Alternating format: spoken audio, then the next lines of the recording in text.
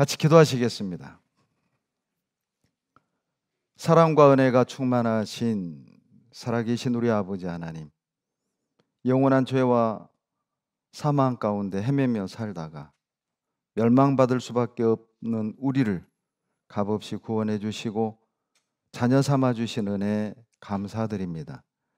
악하고 더러운 세상에 우리를 버려두지 아니하시고 성령께서 역사하시며 영생의 말씀이 증거되는 몸된 교회 안에 우리를 인도해 주시고 시마다 때마다 능력의 말씀과 믿음의 교제로 하나님의 뜻을 옳게 분별하게 하시고 우리의 갈 바를 깨달아 알게 하심을 감사드립니다.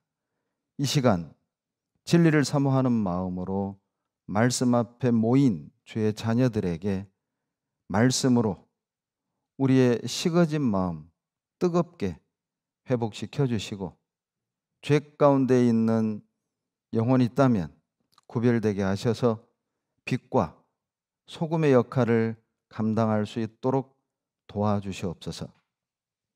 우리 자신을 주께 드리기를 힘쓰는 합당한 자녀의 모습으로 다듬어 주시고 세워 주시기를 간구드립니다.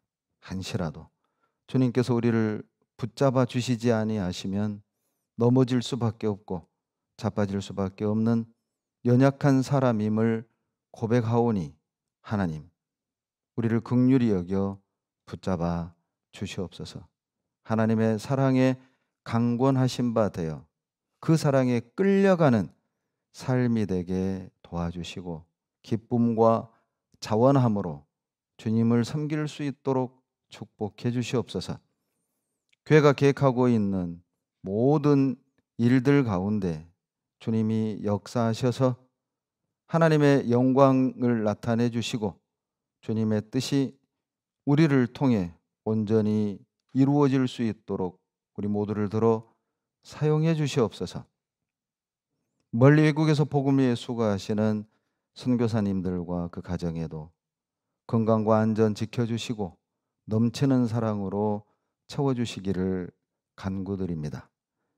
병상에 계시는 형제자매들에게 건강도 회복시켜 주시고 주님께서 주신 은혜와 사랑을 세워보고 늘 입술에서 감사와 찬양이 그치지 않게 축복해 주시옵소서.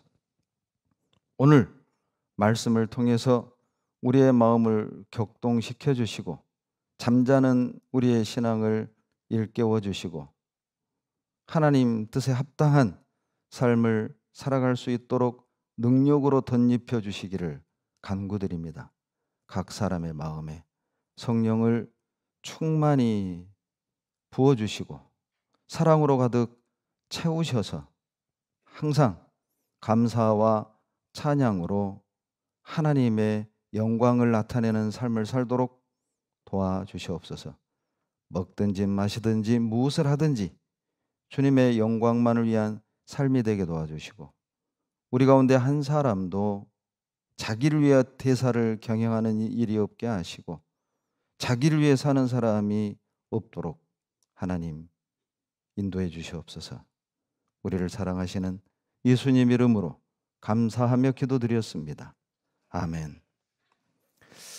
요한계시록 3장을 찾겠습니다. 요한계시록 3장 15절로 14절로 16절입니다. 14절로 16절 같이 읽겠습니다.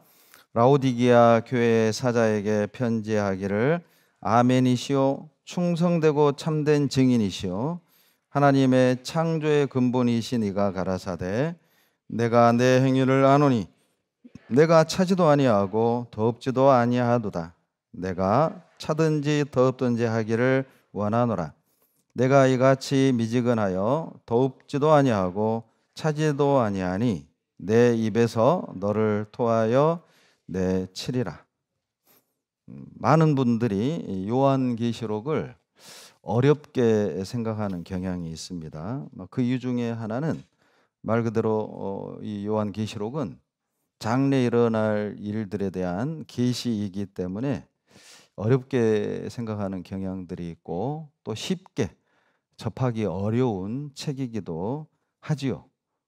그래서 그런지 이 요한계시록을 가지고 엉뚱한 교리를 만들어서 사람들을 미혹해하는 이단들도 상당히 많습니다.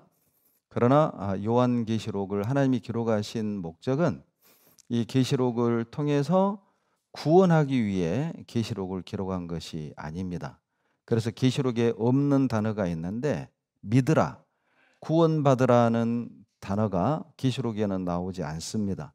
왜냐하면 요한계시록은 이미 구원받은 자녀들에게 앞으로 겪게 될, 앞으로 만나게 될 환난, 그 무서운 그 환난 속에서 소망을 가지고 하나님이 앞으로 이렇게 역사하고 악인은 이렇게 심판하고 주의 자녀들에게는 이런 축복을 줄 것이기 때문에 두려워하지도 말고 흔들리지도 말고 믿음을 끝까지 지킬 것을 위로하고 격려하는 내용입니다. 그래서 계시록에는 믿으라, 구원받으라는 단어가 없고 인내하라, 기다리라, 참으라 이런 표현들이 나오는 이유입니다. 특별히 이 계시록은 그 당시 실제 했던 아시아의 7 교회들에게 보낸 사도 요한의 서신입니다. 그런데 당시 아시아의 7 교회들에게 보낸 서신인 동시에 그리고 주님이 십자가에 죽으시고 부활 승천한 이후 사도행전 2장에 주님이 약속하신 성령이 강림하신 이후 이 땅에 교회가 시작이 됩니다. 오순절 성령 강림 이후 교회가 시작되고 그리고 이제 마지막 교회가 완성이 되면 주님이 공중재림하시고 구원받은 자녀들을 다 데려가시고 이 땅에 끝까지 복음을 배척하고 대적했던 버림받은 사람들에게 7년 동안 환란이 있고 그 7년 환란 중간에 하나님이 유대인들에게 복음을 깨달을 수 있는 잠깐 동안의 기회를 주시고 그 기간 동안 계시록 7장에 있는 말씀대로 유대인들 가운데 14만 4천 명이 구원을 받고 그들에게 하나님이 이렇게 이방인 원수들을 심판하고 하나님 자녀들을 축복할 것을 말씀하시면서 위로와 격려를 주면서 견딜 것을 말씀하신 책이 요한 계시록인 겁니다. 그리고 동시에 이 아시아 7 교회는 성령 강림 이후 시작된 교회 역사가 이제 언젠간 끝이 나겠죠.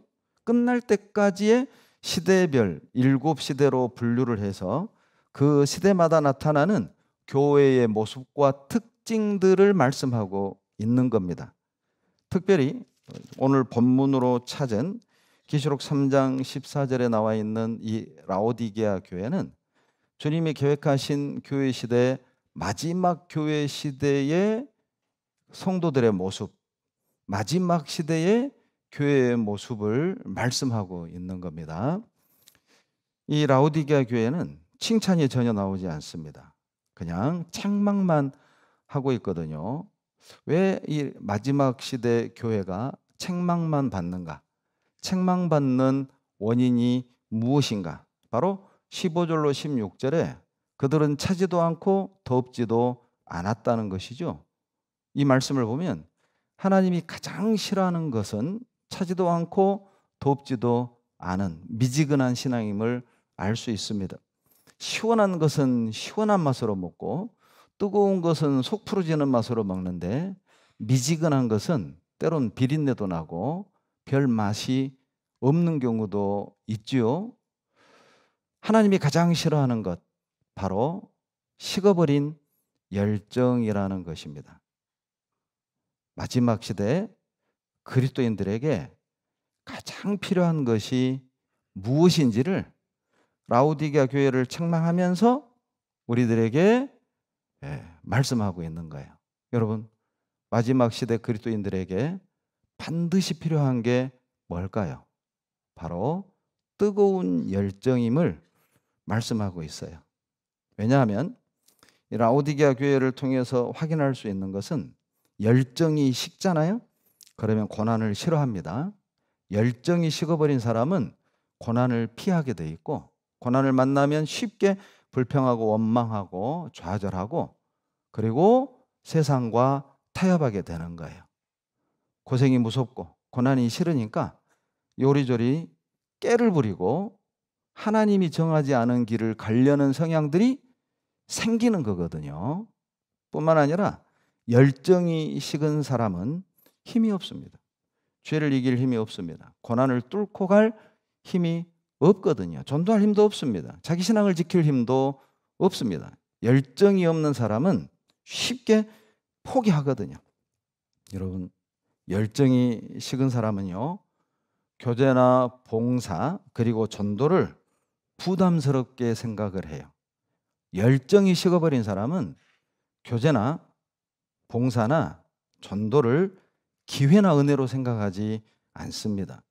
피하고 싶은 짐, 나를 답답하게 하는 짐, 부담스럽게 하는 일로 생각하는 경향들이 생겨요. 그러니까 교제가 있고 봉사가 있고 그리고 전도해야 될 상황이 오면 불평하는 거예요. 무슨 집회가 이렇게 많냐? 무슨 교제가 이렇게 많냐? 무슨 봉사가 이렇게 많냐? 여러분, 돈 벌 기회가 많다. 불평합니까? 뭔 돈 벌 일이 이렇게 많냐? 무슨 돈을 이렇게 잘 버냐? 아우, 짜증나. 그런 사람 없지 않습니까? 그런데 놀랍게도 열정이 딱 식어버리잖아요. 왜 봉사가 많냐? 교제가 많냐? 가정은 언제 돌보라고? 이렇게 생각을 하는 거예요. 여러분, 실제 교제 없고 봉사 없고 전도 안 하면 가정 돌보십니까? 실은 반대로 생각하셔야 되거든요. 그렇기 때문에 가정이 세워지는 거예요. 교제가 있고 봉사가 있고 그런 기회들이 있기 때문에 여러분, 진짜 내 고집도 꺾여진 거잖아요. 얼마나 고집세요. 남편 위에 올라가고 아내를 무시하고 그런 육신을 가진 우리들이 실은 말씀과 교제 봉사하면서 어때요? 자기의 어떤 욱하는 성격도 딱 다듬어지고 세상을 사랑하고 친구를 사랑하고 그리고 쓸데없는 여가 생활에 쓰던 시간들을 그 시간을 주님께 TV 덜 보고 SNS 덜 하면서 그 시간을 교제하고 봉사하고 나머지 시간 거기서 봉사와 교제를 통해서 얻은 그 사랑과 힘으로 이제 남은 시간 가정을 챙기고 또 부부 애를 돈독해 하고 그리고 직장에서 최선을 다하는, 실은 교제와 봉사는 열정적인 사람에겐 충전의 기회이거든요. 그렇기 때문에 내가 버틸 수 있다. 교제가 있고 봉사가 있기 때문에 우리 가정이 지금 이 정도라도 사는 거야. 이렇게 생각하는데 열정이 탁 식으면 아, 우리 교회 너무 학교 많아. 놀랍죠. 똑같은 상황인데 어떤 분들은 은혜로 어떤 분들은 짐으로 여긴다는 거예요. 이유가 뭘까? 열정이 있을 수 있습니다. 그러니까 마지막 시대는 열정이 식어버린 그리스도인들로 가득 찬 거예요. 자, 주님이 언제 재림할까요? 주님이 언제 교회 역사를 끝낼까요?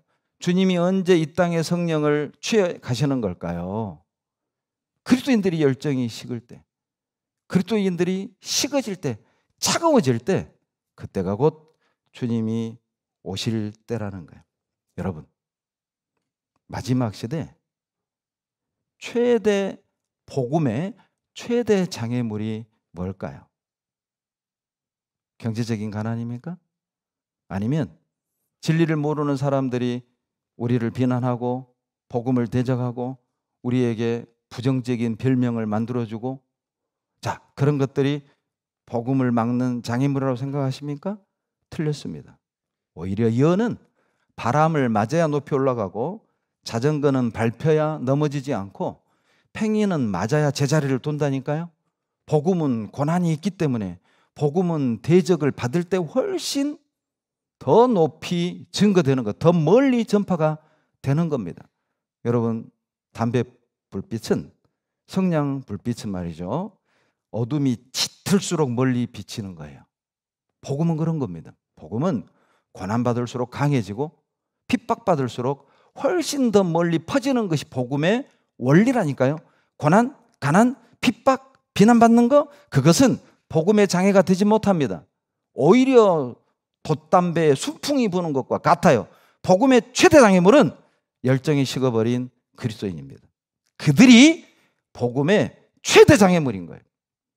차가운 그리스도인, 교회를 사랑하지 않는 그리스도인, 하나님이 주신 직분을 사모하지 않는 그리스도인. 여러분 아직 뜨겁습니까? 정말 주님을 향해 뜨겁습니까? 아니면 식어졌습니까? 복음의 최대 장애물은 열정 없는, 열정이 식은, 뜨겁지 않은 그리스도인이에요. 어떤 선교사의 고백입니다. 선교 기간 중간 가장 힘든 일은 배고픔도, 집이 없는 것도, 사람들의 핍박도, 대적도 아니었습니다. 선교할 때 나를 가장 힘들게 했던 것은, 내가 가장 어려웠던 것은 열정이 식어버린 그리스도인을 다시 뜨겁게 하는 것이었습니다. 그것이 선교할 때 가장 힘든 일이었습니다. 저도 어느 부분 이 말씀에 동의합니다. 목회자들이 목회할 때 제일 힘든 게 뭔지 아세요? 식어버린 형제를, 열정이 식어버린 자매를 다시 뜨겁게 회복시키는 겁니다. 식어버리는 건 순간이거든요. 그 불이 탁 꺼지는 건 순간이거든요. 돈 따라서, 일 따라서, 쾌락 따라서, 여가생활 따라서. 그 식어버리는 건 순간인데, 그 식어버린 열정을 다시 원상복구시키는 건 상당히 오래 걸려요. 그런 일꾼이 적은 겁니다. 식어버리는 건 순간인데 다시 회복하는 건 시간이 오래 걸리니까 거둬들일 건 많은데 거둬들일 일꾼이 없는 거예요. 자기 일을 하는 사람은 많은데 주님의 일을 사랑하는 사람들이 없는 거거든요. 복음의 최대 장애물은 열정이 식어버린 나 자신이었던 거예요. 다른 게 아니에요. 가난이 아니에요. 여러분, 돈 없어서 전도 못 한다고요? 그래서 전도를 위해서 돈 번다고요? 그래서 돈 벌었더니 전도가 되던가요? 그리고 돈 벌어서 복음을 위해 쓰고 있습니까? 죄송한데 그건 핑계고 합리화시키는 거예요. 양심 속이면 안 됩니다. 이미 식어버린 거예요. 차가워진 거예요. 여러분, 마귀는요, 차가운 거 좋아합니다. 마귀는 뱀이지 않습니까? 계시록 20장 2절에 옛뱀 곧 마귀라고도 하고 뱀이라고도 하고, 이 마귀가 뱀이거든요. 뱀 차가운 거 좋아하죠. 여러분, 왜 마귀는 열정이 식어버린 그리스도인을 좋아하는 줄 아세요? 열정이 식어버린 그리스도인은 전도하지 않기 때문입니다. 죄송하지만 열정이 식어버린 사람은 마귀 편인 거예요. 전도하지 않는 사람은 마귀 편인 거라니까요. 주님을 위해 뭔가 열심히 뜨겁게 살고 싶은 마음이 없다? 아직도 세상에 뭔가 계획과 꿈이 있다면 그건 마귀를 돕는 일입니다. 마귀가 사랑할 이유가 충분한 거죠. 여러분, 왜 마귀는 식어버린 사람, 사랑이 식어버린 그리스도인을 좋아하는 줄 아세요? 사랑이 식으면 절대 헌신하지 않습니다. 사랑이 식으면 절대 용서하지 않습니다. 사랑이 식으면 절대 하나 되지 않아요. 열정이 식고 사랑이 식은 사람들은 자기가 하기 싫은 일을 시키면, 자기가 부담스러운 일을 시키면 그들을 험담하고 돌아다니는 거예요. 힘들게 한다고. 여러분 자신을 보세요. 내가 그 일을 안 할 망정 뒤에서 험담은 안 해야죠. 더 큰 죄를 짓는 거예요. 하나님 모를까요? 눈을 지으신 자가 보지 아니하시랴, 귀를 지으신 자가 듣지 아니하시랴.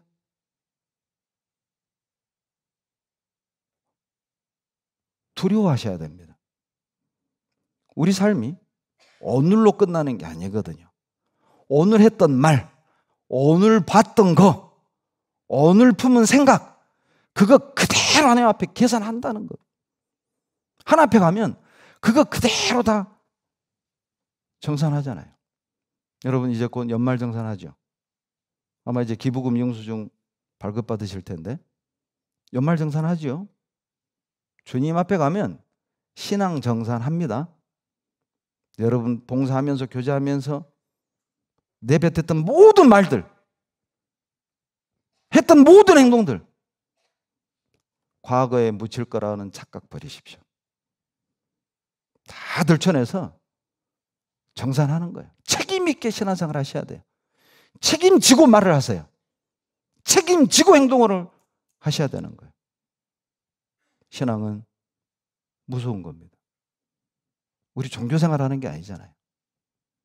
우리는 그리스도인입니다. 우리는 창조주의 자녀들입니다. 우리 아버지가 어떤 분인지 아셔야죠. 반드시 내뱉은 대로 뿌린 대로 그대로 계산하고 거두게 되는 거예요. 그래서 주님은 우리들에게 열정의 본을 보여주신 거예요.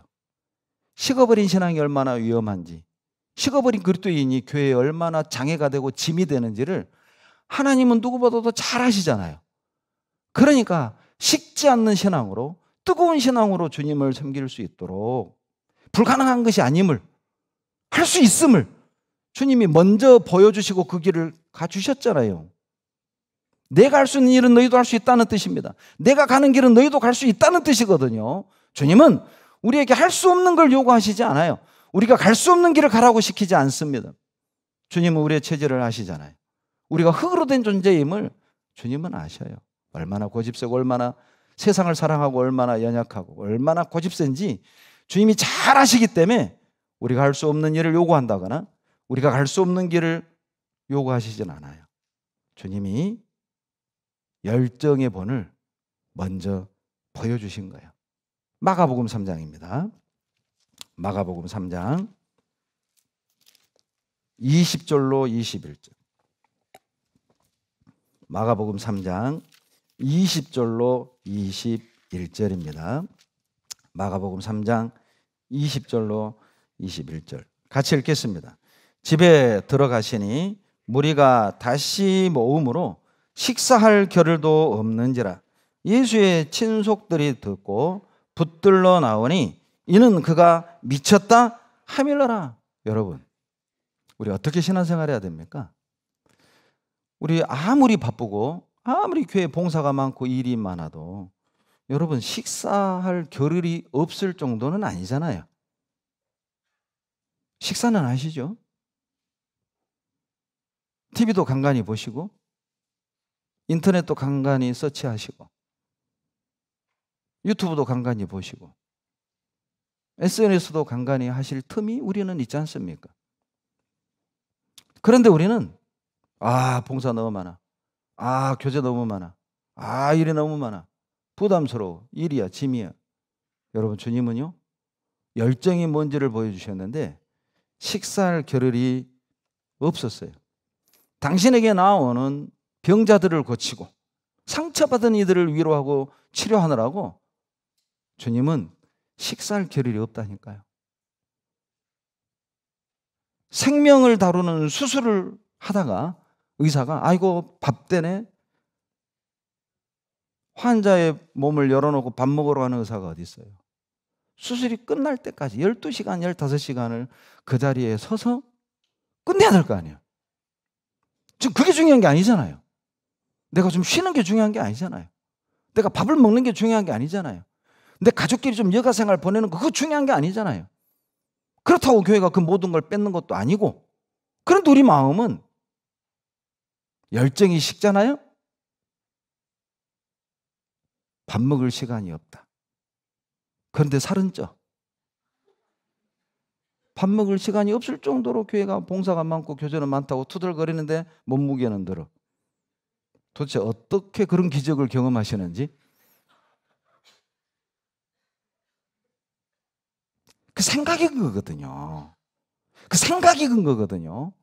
열정이 딱 식으면 이게 모든 게 마음에 안 드는 거예요. 여러분, 주님은 주님의 육신의 친속들에게 미친 사람 취급을 받은 거예요. 21절에 보시면 예수님의 육신의 가족들이 그가 미쳤다, 예수님 가족들이 볼 땐 예수님은 영락없이 미친 사람인 거예요. 왜? 여러분, 왜 육신의 친속들의 눈엔 예수님이 미친 사람으로 보인 걸까요? 간단합니다. 돈이 안 되는 일을 하고 계시잖아요. 명예를 얻는 것도 아니에요. 그런데 주님은 병자와 상처받은 자들을 고치는 일에 밥 먹을 겨를 없이 쉴 틈 없이 그 일을 하고 있는 거예요. 그러니 세상이 볼 땐, 그러니 육신의 가족이 볼 땐 미친 거예요. 여러분, 세상이 볼 땐 돈 되는 일이 아닌 것에 시간과 물질을 사용하는 것 미친 짓이라고 생각을 하는 겁니다. 왜? 육신의 친속들이 볼 땐 예수님이 미친 사람으로 보인 걸까요? 뭐 훌륭한 음식을 대접받는 것도 아니잖아요. 융숭한 진수성찬으로 대접받는 일도 아닌데 주님은 사람들을 돌보고 있는 거예요. 그들이 고침받고 치료받은 대가로 먹을 걸 준 것도 아니고 돈을 준 것도 아니고 권력을 얻는 것도 아닌데 그런 쓸데없는 일에 시간과 물질과 정열을 쏟으니 미친 거죠. 문제는 말이죠, 이방인이 그렇게 생각하는 건 당연한 겁니다. 진리를 모르고 십자가의 보혈의 은혜를 모르는 이들이 미쳤다고 말하는 건 당연한 거지만 구원을 받았다는 사람들이 이것을 미친 사람처럼 생각한다면 누가 미친 겁니까? 누가 미친 겁니까? 아니, 우리 어떻게 미쳐야 할까요?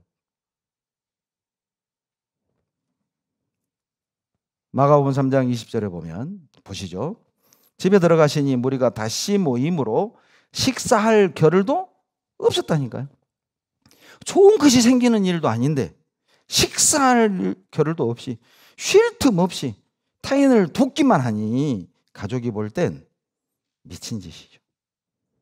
여러분, 자, 이 아름다운 가을에 이렇게 좋은 날 이 수백 명이 지금 강당에 앉아가지고 말씀을 듣고 형제님, 자매님 보고 싶었어요 인사하고 계단을 쓸고 주차 봉사를 하고 식당 주방 일을 하고 아침 일찍 청년들이 나와서 호떡을 팔고 세상 사람들이 볼 땐 미친 짓이에요. 단풍 구경 가야죠. 지금 끝물인데. 에? 인생을 이렇게 살면 안 돼. 아니, 젊은 사람들이 주일에는 좀 늦잠 자고 가족끼리 좀 시간 보내고 여행도 가고 단풍 구경도 가고 이제 코로나도 어느 정도 풀렸으니까 해외여행도 좀 가고 이렇게 살아야지. 이 많은 사람들이 옆에 봐봐요. 에? 이렇게 미쳐가지고 강당에 앉아있어. 이 많은 사람들이 미쳐가지고 세상이 볼 땐 우리 미친 겁니다. 미치지 않고서야 지금 여기에 있겠어요? 그런데 말이죠, 우리만 미친 게 아니에요. 우리는 예수에 미치고 진리에 미치고 십자가에 미치고 구원에 미치고 말씀에 미치고, 세상 사람들은 술에 미치고 춤에 미치고 죄에 미치고 돈에 미치고 일에 미치고 골프에 미치고 축구에 미치고 정치에 미치고 파티에 미치고. 누가 미친 겁니까? 누가 정상인 겁니까?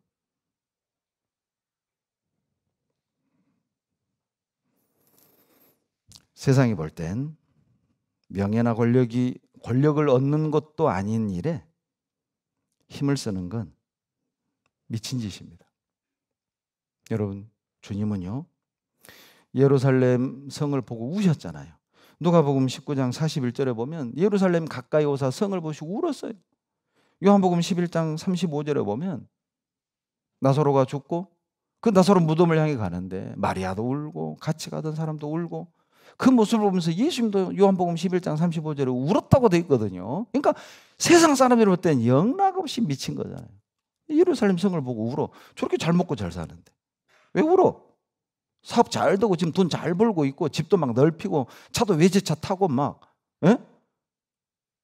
그렇게 예루살렘에서 잘 살고 있는데 예수님은 예루살렘을 보면서 울어.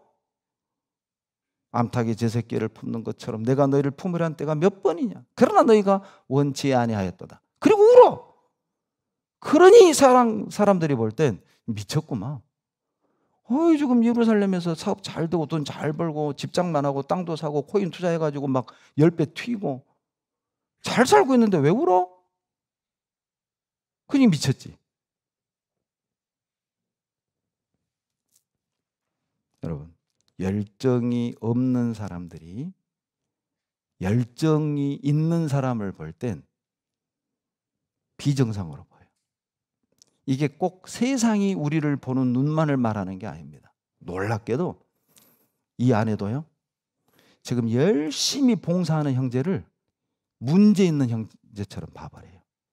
열심히 희생하고 헌신하는 자매를 뭔가 문제 있는 사람처럼 인식을 한다니까요. 왜요? 열정 있는 사람과 열정 없는 사람은 다르거든요. 열정이 식은 사람의 기준과 열정이 뜨거운 사람의 기준은 다른 거거든요. 열정이 식은 사람은 기준이 육신적이고 자기예요. 그러니까 자기 기준과 육신의 기준으로 볼 때 이게 아멘이 안 되면 순종도 안 하고, 열정이 뜨거운 사람의 기준은 교회의 질서고 하나님의 말씀이거든요. 교회가 그렇게 하자고 했으면 한다. 그 길로 가는 거예요. 열정이 식은 사람이 볼 땐 지 마음이네. 독단적이네. 우리 형편은 피곤하고 힘든데 우리는 생각도 안 하고. 그건 네 혼자 다 해라. 바꿔서 생각해 보시죠. 교회 방향에 맞춰서 열심히 충성되게 나아가는 그 일을 하는 여러분이 불평하고 여러분의 마음에 맞지 않는 그 형제 자매가 그 일을 해서 생기는 게 뭡니까? 그분은 자기 가정 없습니까? 그분은 직장생활 안 합니까? 그거 하면 교회에서 월급 줍니까? 명예가 생깁니까? 그분 또한 주님의 영광을 위해 그렇게 하는 거거든요. 누구에게 맞춰야 될까요? 열정 있는 사람이 열정 없는 사람에게 맞춰야 할까요? 아니면 열정 없는 사람이 자기 믿음이 안 되면 그냥 묵묵히 기도하고 따라가면 되는 걸까요? 열정이 식은 사람 눈에는 열정 있는 사람들이 비정상적으로 보이는 겁니다. 여러분, 왜 세상 사람들이 우리를 볼 때 미쳤다고 생각하는지 아세요? 이유가 있습니다. 정상적으로 신앙생활 하잖아요. 열정적으로 신앙생활 하잖아요. 정상적인 신앙생활하고 열정적인 신앙생활하는 사람의 모습은 미친 사람하고 비슷해요. 그러니까 미쳤다고 하는 거예요. 여러분, 미친 사람 딱 떠올려 봐요. 자, 미친 사람 떠올려 보셨죠? 자, 이제 미친 사람 특징 하나, 첫 번째 뭐예요? 웃잖아요. 미친 거예요. 웃을 일이 아닌데 웃어. 뺨을 때려도 미쳤다고 막 손가락 자르는데도 그게 미친 거죠. 여러분, 정상적으로 신앙생활 하잖아요. 열정적으로 신앙생활 하잖아요. 항상 웃어요. 미쳤다고 해도 웃고, 가진 것 없는데도 웃고, 집장만도 못 했는데 웃고, 웃어. 자기 집도 없으면서 교회 건축했다고 웃어. 자기도 빚 가운데 허덕이면서 우리 교회 안에 이런 게 생겼다고 막 웃어. 이방인들이 볼 때는 웃을 일이 아닌데 웃으니까 미친 것이죠. 고린도후서 11장 28절에 보면 바울은요, 복음 전하다가 태장에 맞고 돌에 맞고 강의 염, 바다의 염, 거짓 형제의 염, 먹지 못하고 입지 못하고 자지 못하고. 그런데 놀랍게도 28절에 바울의 고백을 들어보세요. 이외의 일은 고사하고 내가 형제들에게 상처받고 비난받고 돌에 맞고 태장에 맞고 강에 빠져서 죽을 뻔하고 바다에 빠져서 죽을 뻔하고 강도도 만나고 헐벗고 굶주리고 자지 못하고, 이거 나에게 문제 안 된다. 나는 그거 가지고 고민하지 않는다. 내 마음에 눌리는 일이 있으니 그것은 모든 교회를 위하여 염려하는 이것이라. 이것이 열정입니다. 그래서 미쳤다고 하는 거예요. 매 맞는데 웃어.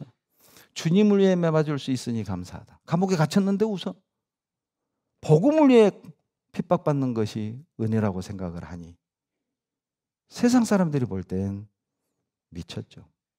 그들이 볼 땐 먹을 거 없고 가진 거 없고 내 집 없으면 우울해야 되거든. 불평해야 되거든. 하나님 원망해야 되거든요. 그래야 될 것 같은데 웃어. 그러니 미친 거죠. 제가 아는 어떤 지역교회 형제님은 손에 장애가 있습니다. 사시사철 저는 그 형제님이 장갑 벗은 모습을 본 적이 없어요. 365일 장갑 낀 손만 봤어요. 그런데 하는 일이 노가다입니다. 새벽 4, 5시에 연장 가방을 메고 항상 출근할 때 동네 버스 정거장에 딱 버스를 기다려요. 근데 그 버스 정거장 바로 앞에가 동네 미장원이에요. 그런데 이 형제님이 항상 웃고 항상 찬송을 하는 거예요. 아침 일찍 가게 문을 열면서 마당을 쓰는 이 미장원 원장님은 늘 이 형제님의 노랫소리, 찬양소리를 듣는 거예요. 어느 날 물었답니다.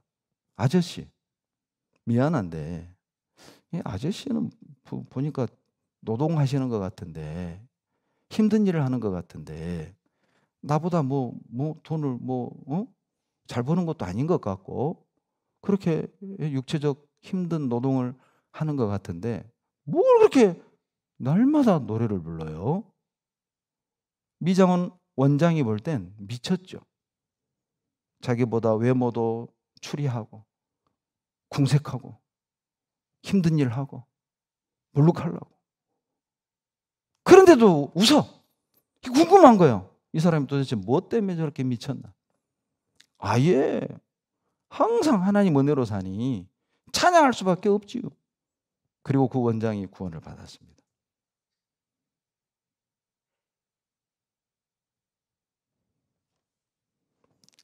복음에 미치면, 예수 그리스도에게 미치면 욕먹어도 웃습니다. 왕따 당해도 웃습니다. 비난당하고 오해받아도 웃습니다. 돈 없고 내 집 없어도 웃습니다. 노후 대책 없어도 웃습니다. 직업을 잃어도 웃습니다. 우리는 믿습니다. 주님이 직업을 뺏는다면 그 또한 하나님의 선하신 계획이 있음을, 주님이 나에게 돈을 뺏는다면 그 또한 하나님의 선하신 뜻이 있음을 우리는 믿으니까 웃을 수밖에 없죠. 이방인들이 볼 땐 웃을 일이 아닌데 웃으니까 미친 것처럼 보이는 거예요. 여러분, 또 하나 미친 사람 떠올리세요. 자, 미친 사람의 또 하나의 특징. 대답하시면 오늘 점심 쏩니다. 걱정이 없잖아요. 그러죠? 여러분, 미친 사람이 카드 결제 걱정해요? 네? 미친 사람이 아이고 나 노후 대책 하나도 안 세워놨는데 부동산도 없고 집도 없고. 그럼 미친 사람이 걱정해요? 미친 사람의 두 번째 특징, 걱정이 없다. 그리스도인의 과거의 이름 아메림노스, 염려하지 않는 자. 이게 원래 그리스도인의 이름입니다. 그리고 나중에 그리스도인이라는 별칭이 생긴 것이죠. 그리스도인이란 아메림노스, 염려하지 않는 사람들이죠. 여러분, 주님께 미치면 걱정이 없다니까요. 걱정을 이긴다니까요. 염려를 이긴다니까요. 미친 사람의 또 하나의 특징, 예수 그리스도에게 미치고 열정적인 사람의 모습과 미친 사람의 모습이 똑같아요. 세 번째 특징이 뭐냐? 세상 유행에 관심이 없어요. 요즘 TV 막 휜 것이 유행이다. 무슨 스타일러가 유행이다. 무슨 네일 아트가 유행이다. 어떤 옷이 유행이다. 미친 사람은 그런 거 관심 없다니까요. 열정적인 사람, 복음에 미치고 예수 그리스도에게 미친 사람은 세상 유행에 민감하지 않습니다. 로마서 12장 2절에 보면 이 세대를 본받지 말고 오직 마음을 새롭게 함으로 변화를 받아 하나님의 선하시고 기뻐하신 뜻이 무엇인지 분별하도록 하라. 정상적으로 미친 사람, 복음에 미치고 예수 그리스도에게 미치고 열정적인 삶을 사는 사람은 유행에 관심 없습니다. 왜냐하면 우리에게 보이는 건 중요한 게 아니거든요. 손톱을 예쁘게 꾸미는 거, 우리는 그게 중요한 게 아니라 어디서든 설거지통에 손을 넣을 수 있는 손톱. 우리 이게 중요한 거거든요. 그런데 김치 담글 때 뭐 양념이 낀다? 양념이 낄까 봐 봉사를 안 해. 네일 아트에 손상해 갈까 봐 설거지통에 손을 안 담궈. 우리 중에는 그런 사람 없습니다. 왜냐하면 우리에겐 보이는 게 중요한 게 아니거든요. 열정적인 사람은 유행에 민감하지 않아요. 남들이 갖고 있는 건 꼭 가져야 돼. 누가 외제차 탔다? 나도 꼭 외제차 타야 돼. 물론 저 또한 구원받기 전에 꿈이 부자 되는 거였습니다. 2층 양옥집에 사는 거. 제가 국민학교 다닐 때, 제가 다니던 국민학교가 산 중턱에 있었는데 거기까지 이렇게 쭉 올라가요. 계속 오르막길이에요. 저희 집에서 학교까지가. 근데 그 오르막길 양 옆에 항상 2층 양옥집, 돌로 된 양옥집, 그리고 담이요. 그때 이제 제가 어려서 그랬겠지만은 한 제 키에 아마 5, 6배 정도 높은 담. 그리고 항상 그 담 꼭대기에는 맥주병, 소주병을 깨갖고 꼭 이렇게 박아놨어요. 그것도 불안해가지고 철사, 그 날카로운 철망, 그걸로 동글동글 이런 거 있잖아요. 예? 그런 걸로 탁 이렇게 올려놓고, 그리고 대문은 철대문. 그리고 항상 이렇게 대문 사이로 이렇게 들여다보면은 황소만한 개 2마리. 항상. 여러분, 제가 방금 설명했죠? 뭐가 그려져요? 교도소 그려지지 않아요? 교도소? 교도소. 항상 저는 나도 이런 집에서 살고 싶다. 그게 제 꿈이었어요. 그러다가 구원을 받은 겁니다. 그리고 제 꿈이 바뀌었어요. 가난한. 제가 우리 자매하고 결혼할 때 조건이었습니다. 가난하게 살아야 된다. 어머니 모셔야 된다. 돈에 대한 욕심이 없어졌습니다. 제가 노력해서 된 마음이 아니라 그냥 하나님이 주신 마음이에요. 복음 위에 살고 싶은 마음. 이 은혜를 보답하면서 살고 싶은 마음. 이건 제가 노력해서 만든 마음이 아니라 주님이 넣어준 마음이라니까. 에스겔 36장 26절에 굳은 마음을 제하고 부드러운 마음, 새 영을 너에게 주리라. 여러분, 우리가 구원을 받았다는 건 지적 동의가 아닙니다. 예수님 피로 내 죄를 영원히 사해 주셨다. 아멘. 그게 거듭나는 게 아닙니다. 거듭나는 게 뭔지 아세요? 없는 인격이 생기는 거예요. 전에 내가 이런 사람이 아니었다니까요. 없는 마음이 생기는 거라니까요. 없는 생각이 생기는 거라니까요. 교회를 사랑하고 복음을 사랑하고 십자가를 사랑하고 받은 은혜를 보답하고 싶고 말씀을 사랑하고 영혼이 불쌍하고 부자들이 불쌍하고 부러운 게 아니라 세상이 불쌍하고 부러운 게 아니라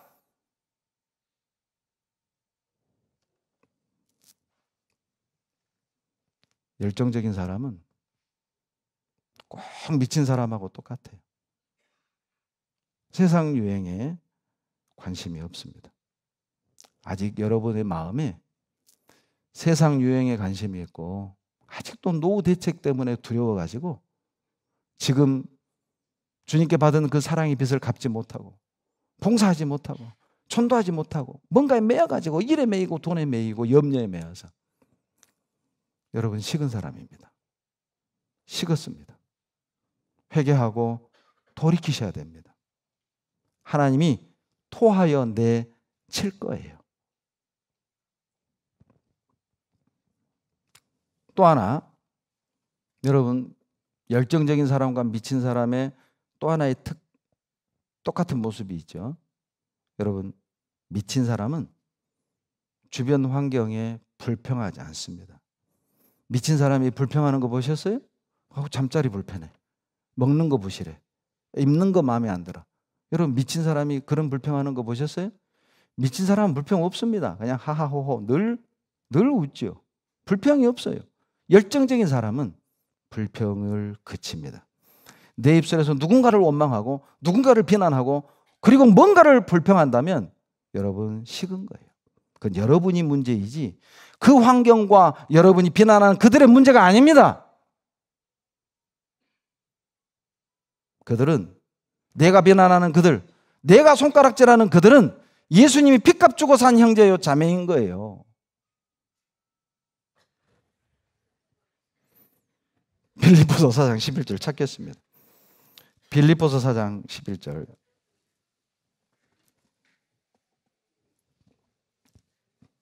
빌립보서 4장 11절 다 같이 읽겠습니다. 내가 궁핍함으로 말하는 것이 아니라 어떠한 형편에든지 내가 자족하기를 궁핍에 처할 줄도 알고 비천에 처할 줄도 알고 그런데 바울은 만족한다. 감사한다. 부족한 게 없다. 불평하지 않았습니다. 야, 나는 복음을 위해 이렇게 희생했는데 나는 복음을 위해 이렇게 헌신했는데 세상에 하나님은 먹을 것도 안 주고 잠잘 자리도 안 주고 이건 뭐 신앙생활 할수록 첩첩산중이고 힘들어. 너무하시네. 쉽게 그럴 수 있죠. 내가 식은 겁니다. 내 입술에서 불평과 원망이 나오기 시작한다면 첫사랑이 식어진 거예요. 열정이 식어진 거예요. 십자가의 은혜와 사랑에 미치면 감사할 것밖에 안 보여요. 아시겠어요?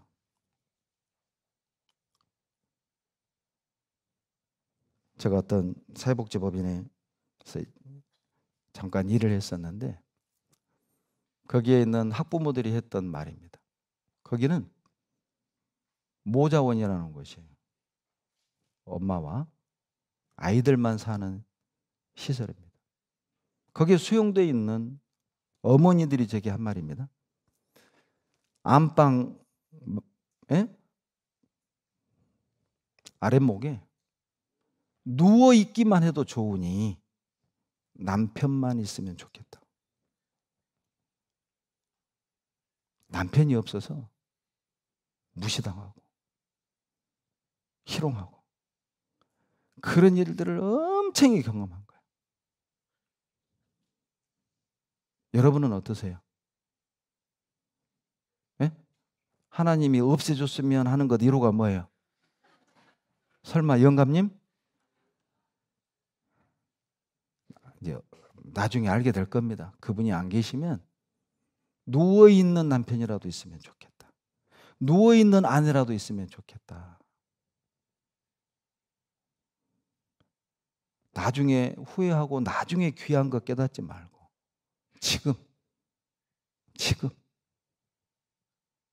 지금 말이에요.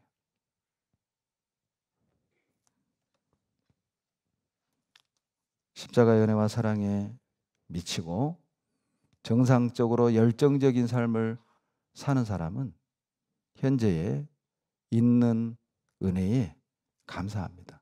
없는 것을 보는 게 아니라 있는 것을 보는 눈이 밝아진다니까요.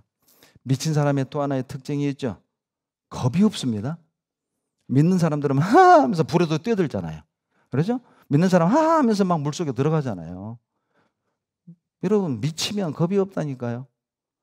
정상적으로 열정적인 사람은 겁이 없다니까요. 겁이 없어요. 예수 믿다가 죽어도 영광으로 생각하잖아요. 혹 우리 가운데 예수 믿다가 죽을까 봐 걱정하는 분 안 계시죠? 아, 나 봉사 너무 많이 이러다 죽을 것 같아. 이러면 안 계시죠? 나 헌금 너무 많이 해. 이러다가 죽을 것 같아. 이러면 안 계시죠? 열정적인 사람은 겁이 없습니다. 더 못해서 죄송하고 더 못 드려서 미안하죠. 너무 많아서 힘들다? 이 생각 안 합니다. 할 게 너무 많아서 힘들다? 내년에는 이사 가자? 이런 생각 안 한다니까요.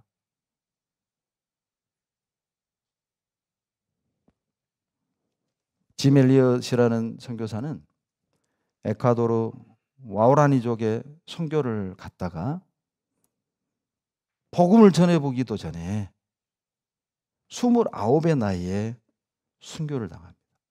같이 갔던 형제들 일행이 다 몰살당하죠. 그리고 짐 엘리엇의 일기가 발견이 됐고 23살 때 쓴 일기가 공개가 됐습니다. 읽어드리겠습니다. 내 심장은 앞으로 얼마나 더 뛸 수 있을까? 그 짧은 시간이 지나면 곧 보이지 않는 것이 중요해지는 진짜 세계가 찾아온다.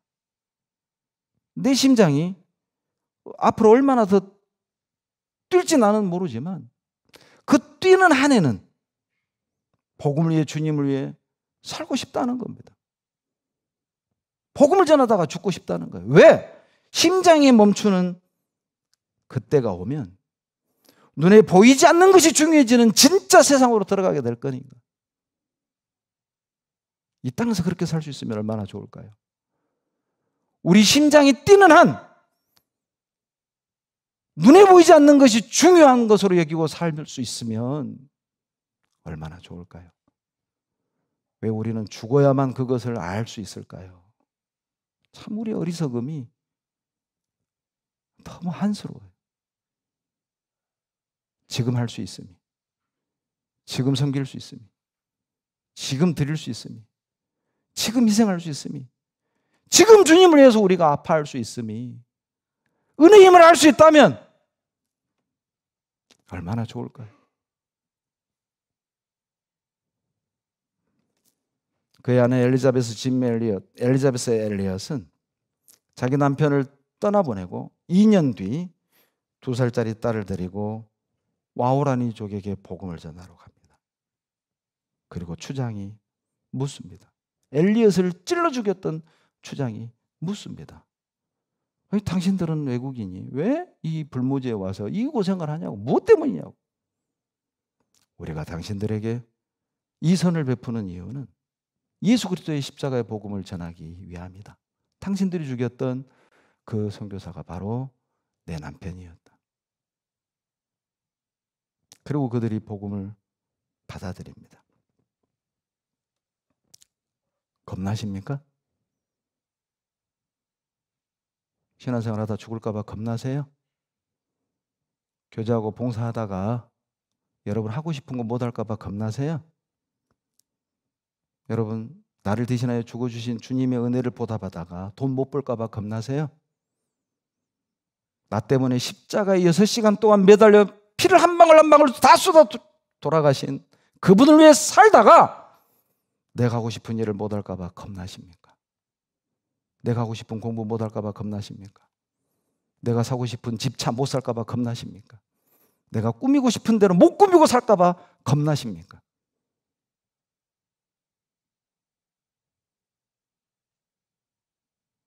그가 나를 대신하여 죽으셨어요. 잊지 마십시오.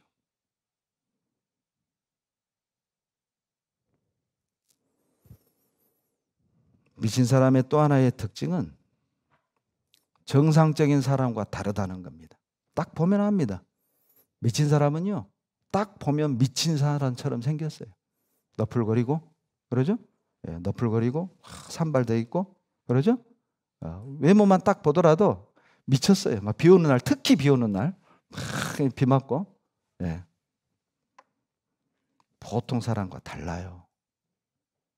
열정적인 사람은 보통 사람과 다릅니다. 복음에 미친 사람은 보통 사람과 달라요. 십자가에 미친 사람은 보통 사람과 달라요. 예수님께 미친 사람은 보통 사람과 달라요.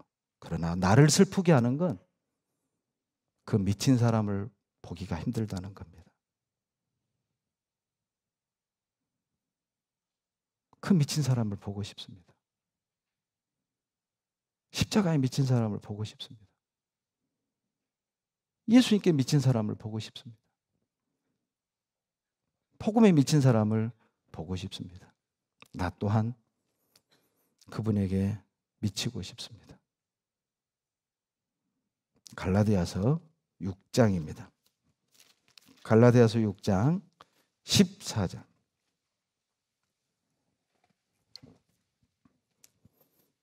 갈라디아서 6장 14절 같이 읽겠습니다. 그러나 내게는 우리 주 예수 그리스도의 십자가 외에 결코 자랑할 것이 없으니 그리스도로 말미암아 세상이 나를 대하여 십자가에 못 박히고 내가 또한 세상을 대하여 그러하니라. 자, 14절 후반부에 보시면 세상이 나를 대하여 십자가에 못 박히고 내가 또한 세상을 대하여 그러하니라. 이게 느낌이 있는데 설명하기가 애매한 좀 표현이죠. 쉬운 번역이 이렇게 되어 있습니다. 읽어드릴게요. 들어보세요. 내 쪽에서 보면 세상이 죽었고 세상 쪽에서 보면 내가 죽었습니다. 방금 읽은 갈라디아서 6장 14절 후반부의 쉬운 번역입니다. 세상 쪽에서 나를 보면 좀 미쳤고 내 쪽에서 세상을 보면 세상이 미쳤고 세상 쪽에서 나를 보면 죽은 사람이야. 내 쪽에서 세상을 보면 이 세상도 죽은 것들이. 그 표현을 십자가에 못 박혔다고 말을 하는 거예요. 무슨 뜻입니까? 여러분, 십자가의 보혈로 구원을 받은 사람은 세상 사람과 다른 삶을 산다 그 뜻이에요. 거듭난 그리스도인에게 불가능한 게 한 가지 있습니다. 거듭난 그리스도인에게 불가능한 것은 거듭나기 전처럼 사는 것입니다. 하나님 사랑을 깨닫기 전과 똑같이 사는 거예요. 십자가의 보혈의 은혜를 깨닫기 전과 똑같이 사는 건 불가능합니다. 십자가의 피로 구원을 받을 때 내 편에서 세상은 끝난 겁니다. 세상 편에서 나를 보면 저 사람 변했어요. 술도 안 마시죠? 도박도 안 하죠? 나이트클럽도 안 가죠? 같이 죄도 안 짓죠? 죽은 사람이에요. 너 뭔 재미로 사냐? 아니 너는 노래방도 안 가고 골프도 안 치고 술도 안 마시고 담배도 안 태우고 도박도 안 하고 게임도 안 하고 넌 뭔 재미로 사냐? 세상 편에서 나를 보면 죽은 거라니까요. 미친 거라니까요. 무슨 뜻이죠? 여러분, 주님께 미치면 이 세상 사람과는 전혀 다른 세상을 삽니다.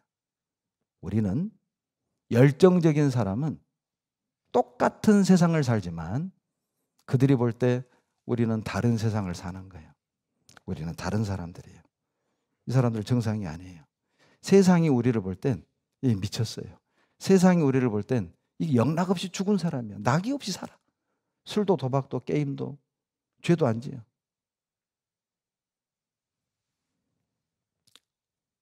자, 이제 나의 삶으로 돌아갑시다. 나는 그렇게 살고 있습니까? 세상과 전혀 다른 삶을 살고 있습니까? 세상에 들어가면 세상 사람, 교회 오면 그리스도인. 이건 아닙니다. 그건 위선이고 이중 삶이죠. 여러분, 마지막 시대 그리스도인들의 최대의 문제는 미쳐야 할 것에 미치지 않고 미쳐선 안 될 것에 미친다는 겁니다. 이것이 우리에게서 주님의 능력이 나타나지 않는 큰 원인입니다. 나를 통해 주님이 놀라운 역사를 나타낼 수 없는 가장 큰 원인은 미쳐야 할 것에 미치지 않고 미쳐선 안 될 것에 미쳐서 사는 거예요. 하나님은 마지막 때 열정의 사람을 찾습니다. 심장이 뜨거운 사람을 찾는 거예요. 로마서 12장 11절입니다. 로마서 12장 11절. 로마서 12장 11절. 같이 읽겠습니다. 부지런하여 게으르지 말고 열심을 품고 주를 섬기라. 예, 얼마 오래전에 어떤 청년 카톡 프로필을 보는데 부교열조라고 써 있는 거예요. 부교열조. 뭔 말인지 몰랐습니다. 그래서 그 청년 자매에게 물었어요. 자매님, 부교열조가 뭐예요? 예, 목사님. 로마서 12장 11절입니다. 부지런하여 게으르지 말고 열심을 품고 주를 섬기라 해서 북의 열주. 고다이 되어죠. 북의 열주. 무슨 뜻이죠? 하나님은 뜨거운 사람을 찾으셔요. 하나님은 뜨거운 심장을 찾으셔요. 하나님은 열정적인 사람을 통해 일하셔요. 하나님은 열정적인 사람을 통해 능력과 역사를 나타내 주신다는 거예요. 여러분, 구약의 선지자, 예레미야 선지자, 이사야 선지자 할 때 그 선지자의 히브리어가 나비예요. 나비. 버터플라이가 아닙니다. 발음으로 나비입니다. 나비. 나비의 뜻이 뭔지 아세요? 부글부글 끓어오르는 사람. 그게 선지자의 의미입니다. 선지자가 어떤 사람이죠? 부글부글 끓어오르는 사람. 타락한 자기 백성들, 심판받아 영원한 멸망으로 나가는 자기 백성들을 주님의 품으로 되돌리려는 열정이 부글부글 끓어오르는 사람, 그 사람을 선지자로 부르신 거예요. 그 사람을 선지자라고 한 거예요. 저 사람은 부글부글 끓어오르는 사람이다. 그게 선지자입니다. 하나님은 지금 어떤 사람을 찾습니까? 경제적으로 안정된 사람을 찾는 게 아니에요. 수입이 상당히 있는 사람을 찾는 게 아니에요. 전공자를 찾는 게 아닙니다.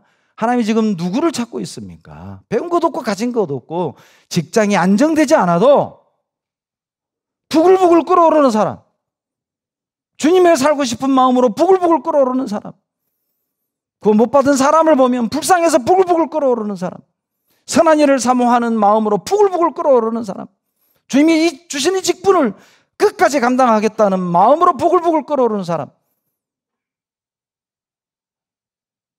그들이 우리 교회 안에 있다는 건 희망입니다. 은혜입니다. 그들이 있기 때문에 하나님이 우리 교회를 통해서 놀라운 일들을 이루시는 거예요. 기억하십시오. 뜨겁지 않고서는 어떤 것도 이룰 수 없습니다. 미치지 않고서는 어떤 것도 해낼 수 없습니다. 훌륭한 화가가 되려면 그림에 미쳐야 되고, 훌륭한 프로 골퍼가 되려면 골프에 미쳐야 되고, 훌륭한 축구 선수가 되려면 축구에 미쳐야 합니다. 정상적인 신앙생활을 원한다면 십자가에 미치십시오. 변화된 삶을 원한다면 말씀에 미치십시오. 열매를 원하고 하나님 앞에 칭찬과 상급을 원한다면 여러분 선한 일을 사모하고 부글부글 끓어오르는 열정을 가지셔야 해요. 어떻게든 피하려 하지 마세요. 안 하려고 하지 마세요. 여러분만 손해예요. 주님은 나 아닌 다른 사람을 통해 하나님의 뜻을 이루십니다. 주님은 나 아닌 다른 사람을 통해 교회를 세우십니다. 주님은 나 아닌 다른 사람을 통해 하나님의 역사를 나타내십니다. 하나님의 역사에, 하나님의 놀라운 역사에, 인류 역사, 복음의 역사 한 획을 긋는 그 현장에 내가 있다는 것, 은혜입니다. 우리 놀라운 일을 하는 거예요. 여러분, 우리가 복음의 역사를 배우며 청교도들의 이야기를, 순교자들의 이야기를 우리가 서로 나누죠. 하나님이 만약 500~600년만 늦게 온다면 500~600년 후 세대 사람들은 오늘날 우리들의 역사를 이야기할 겁니다. 온 세상 사람들이 다 타락하고 거듭난 소수의 무리들이 있었는데 그들은 구원을 강조한다고 복음을 전한다는 이유로 무슨 파라는 별명 아래 피난받고 조롱당했지만 그들은 끝까지 복음을 지켜서 우리에게 전해준 그들이다. 우리가 청교도들을 이야기하듯 500~600년 후에 주님이 만약 역사를 거기까지 끌어간다면 그 복음의 역사에 평택교회, 놀라운 역사를 이룬 평택교회 기록되지 않을까요?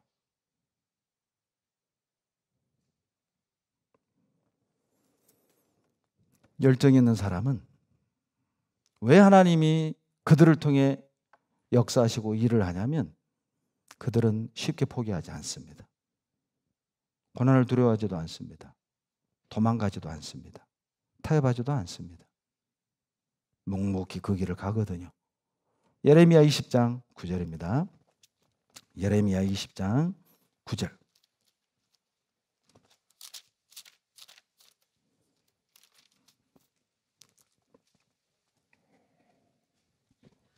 예레미야 20장 9절.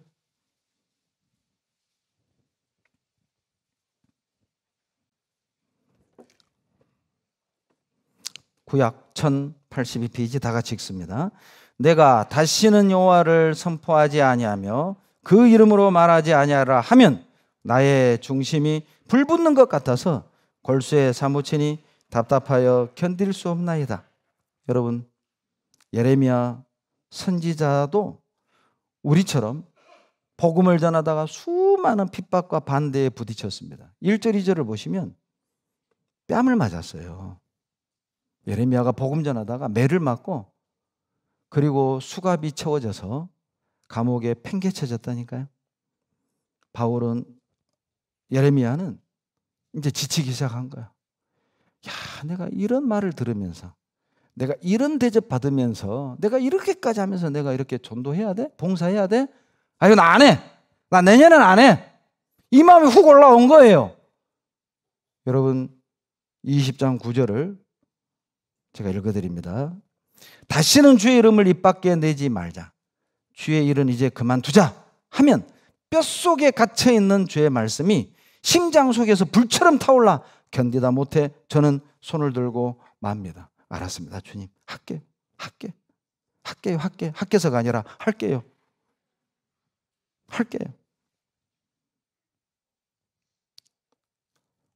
왜 우리는 이런 말씀 들으면 위로가 될까요? 세상에 예레미야도 성과가 안 나타나는 거예요. 그렇게 전도했는데 구원도 안 받죠. 그렇게 전도했는데 안 변해. 여러분 그러잖아요. 그렇게 전화했는데 안 바뀌어. 카톡 보냈는데 뭐 그냥 댓글도 없어. 반응도 안 해. 열어보지도 않아. 지금도 3달째 일이야. 일. 3달째 일. 예, 제가 지금 갖고 있어요. 보내야 될까 말아야 될까 안 보냅니다. 안 보내다가 다시 보내게 돼요. 혹시라도. 카톡 실수로 쿡 그런 경우 있죠. 배연기 뜨는 순간 안 열어봐야지 했는데 카톡 했는데 나도 모르게 눌러버렸어. 반사적으로. 그걸 기대하는 거예요. 지치죠. 수년을 그렇게 교제해줘도 그렇게 가르쳐줘도 안 변해. 그렇게 말씀을 가르쳤는데 안 하겠대. 봉사 안 하겠대. 지치죠. 나도.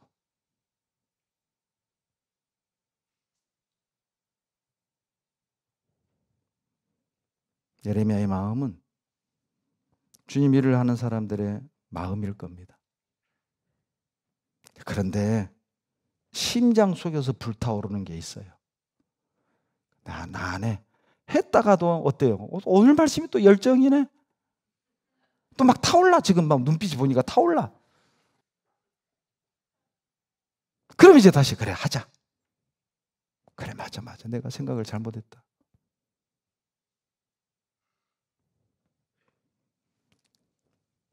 열정 있는 사람은 포기 못합니다. 여러분 영혼을 살리는데 뭐가 필요할까요? 내 가족을 구원하는데 뭐가 필요할까요? 내 친구를 전도하는데 뭐가 필요할까요? 영혼을 향한 불타는 마음이에요. 그거 있으면 돼요.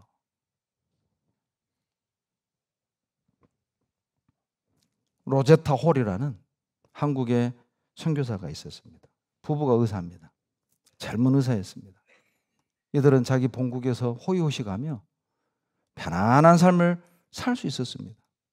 그런데 이역만리 이 조선 땅에 서양 귀신이라는 손가락질을 받고 눈이 노랗고 파랗고 머리가 노란, 피부가 하얀 그 선교사들을 귀신처럼 여기던 그 미개한 조선 땅에 와서 자기 남편도 죽고 자기 자식도 죽었는데 이제는 자기 본국으로 돌아가서 편안한 여생을 살아도 누구 하나 손가락질 할 사람 없고 그만큼 했으면 로제타 홀 당신 할 것 다 했다고 인정받을 수 있었던 자매이지만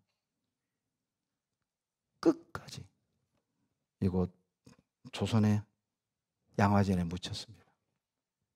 지금도 양화전에 가면 로제타 홀 부부묘가 있습니다. 미친 거죠.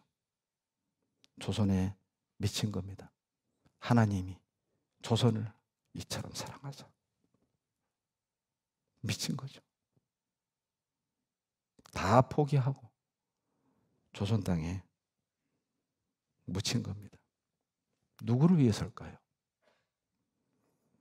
머리가 노란 사람들, 눈이 파란 사람들, 피부가 하얀 그들은 이 조선 땅에 미쳐서 자기의 출세를 포기하고 편안한 삶을 포기하고 어린아이까지 순교하는 데 바치면서 복음을 지키고 우리에게 조언해 줬는데 왜 조선 사람인 나는 조선에 미치지 못할까? 머리는 검고 눈동자 검고 피부색이 같은데 동족을 위해 왜 나는 아직 미치지 못하는 걸까?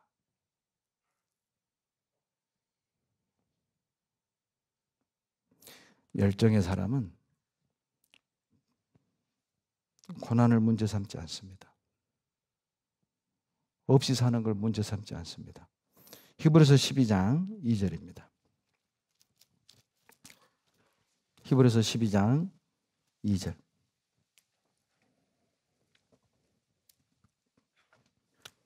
신약 367페이지 같이 읽겠습니다. 믿음의 주요 또 온전케 하시는 이인 예수를 바라보자. 저는 그 앞에 있는 즐거움을 위하여 십자가를 참으사 부끄러움을 개의치 아니하시더니 하나님 보좌 우편에 앉으셨느니라. 십자가형을 집행할 땐 여러분 속옷 한 장 걸치지 않고 다 발가벗깁니다. 우리가 집회 때 보는 영화상에서는 그나마 속옷을 걸치죠.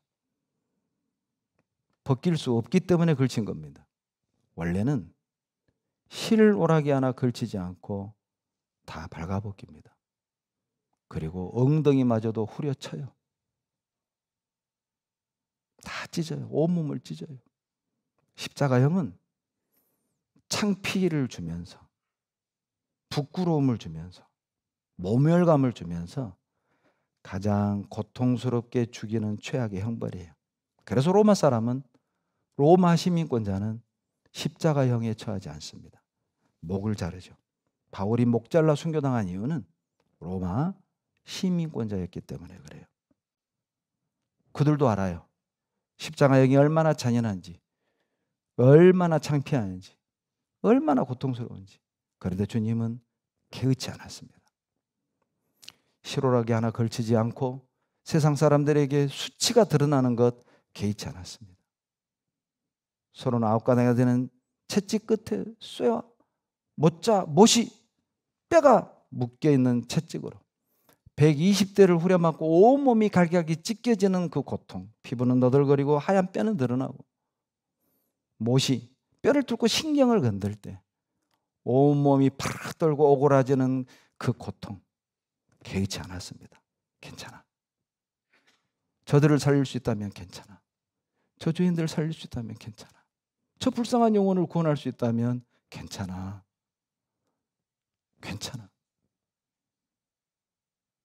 나도 그러고 싶습니다.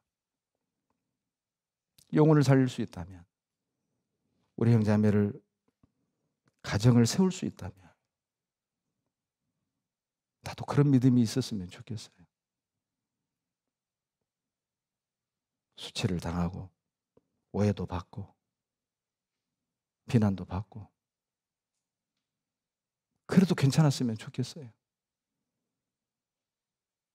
노후 대책은 없고 빚은 늘고 그래도 괜찮았으면 좋겠어요.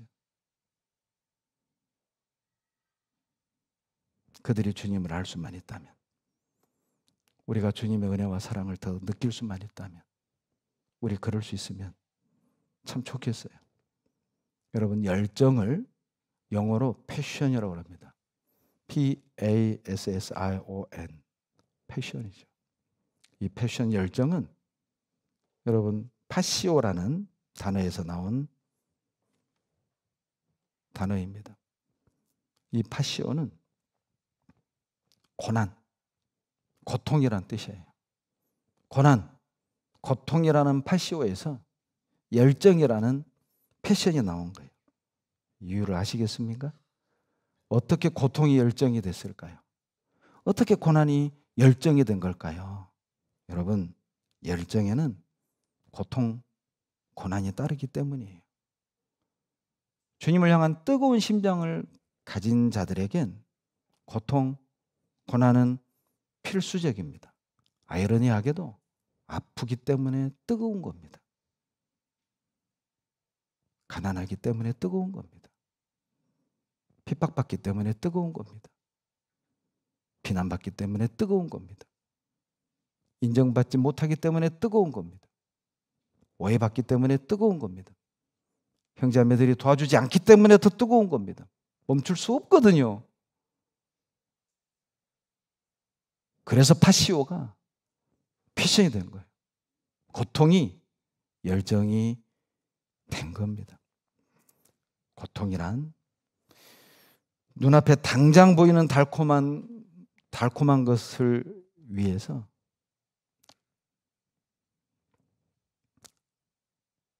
신앙을 위해 눈앞에 있는 달콤한 것들을 포기하는 그 고통이죠. 우리가 매를 맞겠습니까? 복음 때문에 감옥에 갇히겠습니까? 직장에서 쫓겨나겠습니까? 우리 시대에 복음 때문에 재산을 몰수당하겠습니까? 우리에게는 그런 고통 없습니다. 놀랍게도 우리가 고통이라고 느끼는 것은 내가 하고 싶은 대로 할 수 없는 것이에요. 놀랍게도 우리는 그걸 고통이라고 느낍니다. 남들보다 더 많이 가지지 못하는 것, 우리는 그걸 고통이라고 느끼는 거예요. 쓰고 싶은 만큼 쓰지 못하는 것, 우리는 그것을 고통이라고 생각을 하는 겁니다. 남들보다 더 좋은 집, 더 좋은 차를 타지 못하는 것, 그것을 우리는 그것을 우리는 고통이라고 생각을 하는 거예요. 여러분, 고통은 그런 데 쓰는 게 아닙니다. 고난은 그런 데 쓰는 게 아니에요. 그런데 우리는 그걸 고통이라고 생각을 하는 거예요. 슬프지 않습니까? 고통이 뭔지를 모르는 거죠. 주님 때문에 아픈 거예요. 복음 때문에 아픈 거예요. 더 할 수 있는데 하지 못하는 것 때문에 아픈 거예요. 더 드릴 수 있는데 드리지 못한 것 때문에 아픈 거라고요. 고통은 거기에 쓰는 겁니다. 열정의 사람이 열정의 사람을 만듭니다. 시편 132편을 찾습니다. 시편 132편.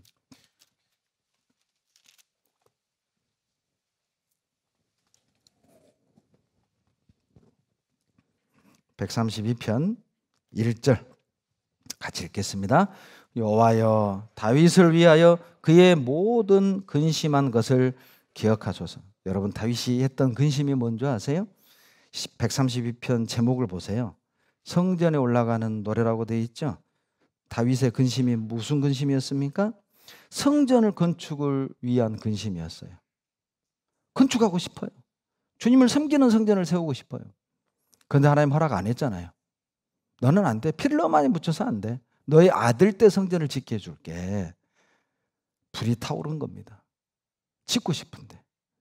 주님만을 경배하고 찬양하는, 주님께 집중할 수 있는 그 장소를 만들고 싶은데. 그 근심 말입니다. 다윗의 열정을 기억하소서. 이렇게 이해해도 좋습니다. 성전을 향한 다윗의 뜨거운 심장을 기억해 주십시오. 성전을 향한 다윗의 열정을 기억해 주십시오. 1절을 그렇게 이해하셔도 좋습니다. 그리고 다윗은 말합니다. 성전을 세우기 전까지는 나 잠 안 잘랍니다. 4절 3절 내가 실로 나의 거하는 장막에 들어가지 아니하며 내 침상에 오르지 아니하며 내 눈으로 잠들게 아니하며 내 눈꺼풀로 졸게 아니하기를 여호와의 초소 곧 야곱의 전능자의 성막을 발견하기까지 하리라 하였느니라. 이제 무슨 말인지 의미를 아시겠죠? 성전을 짓기 전까진 난 편안하게 잘 수 없다는 겁니다. 그런데 지금 이 강당 이 자리에서 편안하게 눈을 감는 분들은 다윗보다 훨씬 믿음이 좋은 거예요. 아주 열정적인. 다윗은 그런 열정을 가지고 있었어요. 성전을 세우기 전까지 난 침실에 들어가지 않겠다. 미친 거죠. 성전에 미친 겁니다. 우리 식으로 말하면 교회에 미친 거죠. 여러분, 열정이 없이는 성전을 세울 수 없습니다. 열정이 있는 사람을 통해서 성전을 세우셨어요. 열정이 없으면 교회를 못 세웁니다. 열정이 없으면 여러분 가정을 못 세웁니다. 열정이 없으면 우리 아이들 신앙을 못 세워요. 부모의 열정이 없으면 우리 자식들의 영혼을 못 세워요. 부부간의 열정이 없으면 부부 관계를 올바로 세울 수 없다니까요. 열정이 없다면 아무것도 할 수 없습니다. 하나님은 열정의 사람을 통해 세상을 바꿔 가셔요. 여러분, 2001년 9월 11일 9.11 테러 기억나시죠? 제가 2001년 1월 1일자로 강원도 동해교회로 발령난 그 해입니다. 그 해 9월 11일 날 비행기 2대가 뉴욕에 있는 맨하탄에 있는 쌍둥이 무역센터 빌딩을 들이받아 무너뜨렸습니다. 수많은 사람이 죽었죠. 여러분, 빌딩 안에 있던 모든 사람들은 그 흙먼지 뿌연 연기 속에서 빌딩 밖으로 다 도망쳐 나왔어요. 그 시간에 산소통 얼굴에 딱 감싸고 뿌연 안개 속으로 달려 들어가는 사람들이 있었습니다. 바로 소방관과 구조대들이었어요. 남들이 다 나오는 그 위험한 빌딩 안으로 그들은 들어갔습니다. 이유가 뭡니까? 거기가 그들의 일터예요. 거기가 그들의 일터예요. 그러니 들어간 거예요. 그리고 수백 명의 소방관과 구조대원들이 그 자리에 순교를 했죠. 순직을 했죠. 여러분, 이 세상은 우리들의 놀이터가 아닙니다. 이 세상은 그리스도인들의 일터죠. 여기는 즐기는 곳이 아닙니다. 일하는 곳입니다. 많은 그리스도인들이 위험을 감지하고 도망을 가고 있습니다. 자, 여러분, 도망가는 대열에 서시렵니까? 아니면 죽음을 무릅쓰고 그 위험 안으로 들어가는 대열에 서시겠습니까? 시간이 지나면 알게 될 겁니다. 어느 대열에 선 것이 나에게 영광인지, 어느 대열에 선 것이 하나님 앞에 부끄럽지 않은 삶이었는지를 알게 되는 날이 올 겁니다. 나는 어느 대열에 서 있습니까? 죽을까 봐 도망 나오는 대열에 서 있습니까? 아니면 나의 일로 여기고 나의 일터로 여기고 그 죽음을 향해 들어가는 그 대열에 서 있습니까? 열정의 사람은 주변에 선한 영향력을 끼칠 수밖에 없어요. 여러분, 영혼에 미친 사람, 복음에 미친 사람, 열정적인 그 사람은 영혼을 살리기 위해 자기 모든 걸 포기할 수 있어요. 열왕기하 3장 26절입니다. 열왕기하 3장 26절.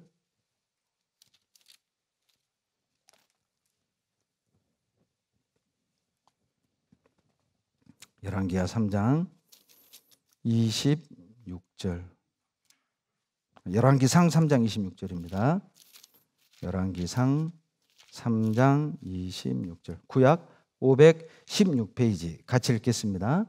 그 산 아들의 어미 되는 기집이 그 아들을 위하여 마음이 불붙는 것 같아서 왕께 아뢰어 가로되 청컨대 내 주여 산 아들을 저에게 주시고 아무쪼록 죽이지 마옵소서 하되 한 계집은 말하기를 내 것도 되게 말고 내 것도 되게 말고 나누게 하라 하는지라. 그 유명한 솔로몬 재판입니다. 자기 아이를 잠결에 눌러 죽였어요. 이 악한 여인이 다른 아이와 바꿔치기 한 겁니다. 그리고 죽은 아이가 저 여인의 것이고 산 아이는 내 것이라고 우기는 거예요. 솔로몬 앞에 나왔어요. 솔로몬이 명판결을 내리죠. 칼을 가지고 와서 살아있는 자의 반을 잘라서 나눠줘라. 그 살아있는 아이의 어미는 아니요, 괜찮습니다. 그냥 저 여인에게 그 아이를 주십시오. 마음이 불붙는 것 같아서 차라리 내가 포기하고 말지. 내 아이를 죽이느니 차라리 내가 포기하고 말지. 내 권리를 포기하고 말지. 친모의 권리를 포기하고 말지. 가장 중요하게 생각하는 내 자식을 포기하고 말지. 왜? 내가 포기해야 내 자식이 사니까요. 그런데 그 악한 여인은 나눠주세요. 내 것도 되게 말게 하고 내 것도 되게 말게 하소서. 열정적인 사람과 열정 없는 사람의 차이입니다. 심장이 뜨거운 사람과 심장이 차가운 사람의 차이예요. 여러분, 열정은 꾸밀 수 없습니다. 열매는 순종도 필요하지만 열정이 있어야 됩니다. 그래야 열매가 있어요.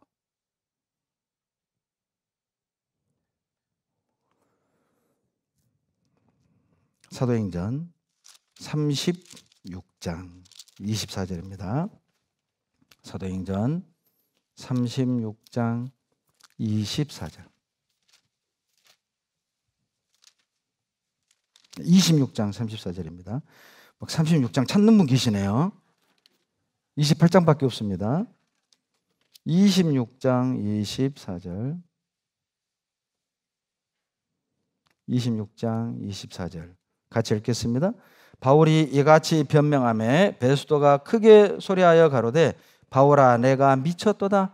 내 많은 학문이 너를 미치게 한다 하니 재판하는 과정에서 베스도를 바울이 전도하는 거예요. 그러니까 베스도가 말하기를 바울아 너가 미쳤도다. 여러분이 미쳤도다. 이게 원어의 마이노마이예요. 마이노마이. 이 마이노마이는 우리가 흔히 알고 있는 마니아라는 단어에서 나온 겁니다. 마니아. 매니아라고도 하죠. 매니아, 마니아. 여러분 마니아가 무슨 뜻이죠? 한 가지 일에 몹시 열중하는 사람. 마니아예요. 마니아. 여러분 바울아 내가 미쳤구나. 자, 이걸 우리식으로 풀어볼까요? 바울아 너 예수 마니아구나. 바울아 너 구원 마니아구나. 바울아 너 복음 마니아구나. 여러분 혹시 우리에게 너 미쳤구나 그런 비난과 욕을 한다면 이걸 바꾸어서 들으셔야 돼요. 너 예수 마니아구나. 너 복음 마니아구나. 너 구원 마니아구나. 여러분 이렇게 멋진 욕 들어봤어요? 에라이 예수 마니아. 얼마나 멋진 욕이에요. 에라이 구원 마니아. 이게 얼마나 좋은 욕입니까? 어떤 사람은 어때요? 가전 그런 전자기기 마니아도 있잖아요. 카메라 마니아. 카메라를 막 뭐하나. 아이폰 마니아. 1세대부터 쫙 전시해 놓은 분 계시죠? 카메라 마니아. 자동차 마니아. 골프채 마니아. 그리고 장난감 마니아도 있어요. 우리는 예수 마니아. 복음 마니아. 구원 마니아. 우리 그렇게 욕을 얻어먹을 수 있다면 영광이죠. 여러분 그리스도인들은 예수 마니아, 전도 마니아, 복음 마니아란 뜻입니다. 노아 시대에도 노아는 미친 사람 취급을 받았을 겁니다. 무슨 배를 산에다 만드냐고. 그러나 홍수가 쏟아지는 그 순간 노아가 옳았음을 깨달았어요. 모세 시대에 모세도 미친 사람 취급을 받았을 거예요. 400년 노예 생활했는데 어떻게 나가? 그런데 홍해가 갈라지고 가나안에 들어가는 그 순간 모세가 옳았다는 걸 깨달았을 거예요. 여러분, 우리가 지금 이 시대에 미친 사람 취급을 받지만 주님이 다시 오시는 그날 우리가 옳았다는 걸 알게 될 겁니다. 교회를 사랑하고 자기 위치를 지키고 복음 때문에, 십자가 때문에 자기 하고 싶은 거 포기하고 갖고 싶은 거 포기하고 탁 내려놓고 봉사하고 희생하고 전도하고 그것이 옳았다는 걸 여러분 알게 되는 날이 올 거예요. 마지막 고린도후서 5장 13절 찾겠습니다. 고린도후서 5장 13절. 고린도후서 5장 13절 같이 읽겠습니다. 우리가 만일 미쳤어도 하나님을 위한 것이요 만일 정신이 온전하여도 너희를 위한 것이니. 여러분, 우리가 미쳤어도 하나님을 위한 겁니다. 예수님의 복음은 여러분 목숨을 걸 만큼, 우리가 미칠 만큼 가치 있는 거예요. 주님의 십자가는 우리가 미칠 만큼, 우리의 모든 것을 포기할 만큼 가치가 있는 것입니다. 그리스도인들이 열정적으로 살 때 세상을 변화시킬 수 있습니다. 여러분, 그리스도인들이 뜨겁게 살 때 영혼을 살릴 수 있습니다. 여러분, 노인이란 나이가 많은 사람이 아닙니다. 노인이란 열정이 없는 사람을 가리키는 거예요. To grow old is, 나이를 먹는다는 것은 to move, 이동하는 것이다. From passion, 열정으로부터 to compassion, 동정으로 이동하는 것이다. To grow old is, 나이를 먹는다는 것은 to move from passion to compassion, 열정에서 동정받는 쪽으로 옮겨가는 거예요. 그것이 늙는 것이며 노인입니다. 나이 많은 사람을 노인이라고 하지 않아요. 열정 없는 사람, 그들은 소망 없는 불쌍한 사람입니다. 이 세상에 가장 불쌍한 그리스도인인 누굴까요? 식어버린 열정의 소유자, 차가워진 심장을 가지고 하루를 사는 사람들, 참 불쌍한 사람입니다. 하나님이 뜨거운 심장을 찾고 계십니다. 열정의 사람을 찾고 계십니다. 기도하겠습니다. 살아계신 하나님, 감사와 찬양과 영광을 우리 하나님께 돌립니다. 식어버린 우리의 심장, 우리의 열정, 말씀으로 또 교회 안에서 주님을 가까이 함으로 뜨겁게 회복시켜 주시고, 주님 오시는 그날까지 변함없이 주를 사랑하며 우리 위치를 지키고 희생하고 헌신하고 봉사하고 섬기고 나누는 삶을 해나갈 수 있도록 도와주시옵소서. 우리를 사랑하시는 예수님 이름으로 감사하며 기도드렸습니다. 아멘.